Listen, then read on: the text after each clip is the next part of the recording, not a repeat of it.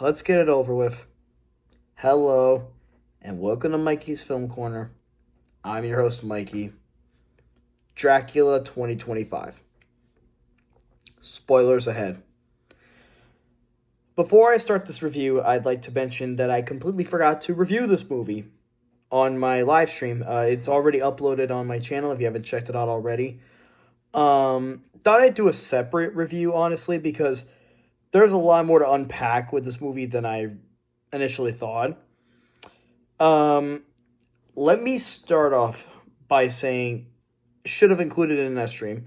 Now, let me follow it up with what is this version of Dracula? What makes it so different? It is a freaky out movie.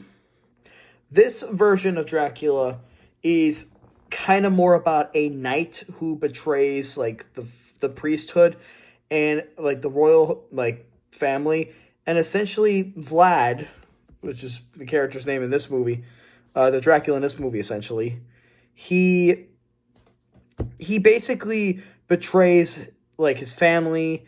His wife gets killed, and he gets very upset about it.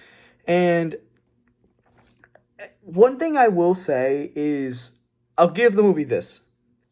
It's definitely a different version of Dracula, I will say that. So he's not like this vampire who got bit, but he was just a guy who was always alone and lonely. So over time, he became a vampire. But the way he also partially became a vampire is kind of dumb. The story essentially goes into this lady who looks like Dracula's wife. She looks like Vlad's wife, and he immediately falls in love with her. Now, with the good, there's some amazing set pieces. I love the costumes. I love the makeup for Dracula. Shout out to Caleb Landry Jones. I think he did the role perfectly well.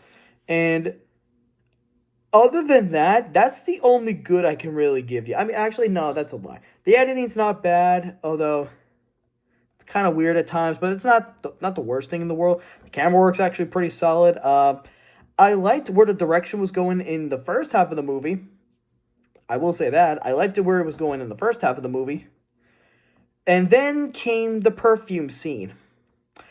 This is where the bad starts. Actually, the bad doesn't even start there. We'll get to that perfume scene in a second. There's this scene with Maria chained in a basement, and they're using her for experiments to see if she's actually a vampire or not. Kind of too freaky, to be honest. A little too freaky for my taste. That's just me personally. But I mean, it's not like the worst thing in the world.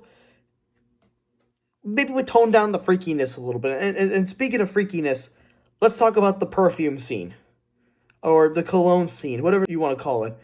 Vlad basically goes to every single country in Europe to try to find a way to, I guess, express himself, if you will.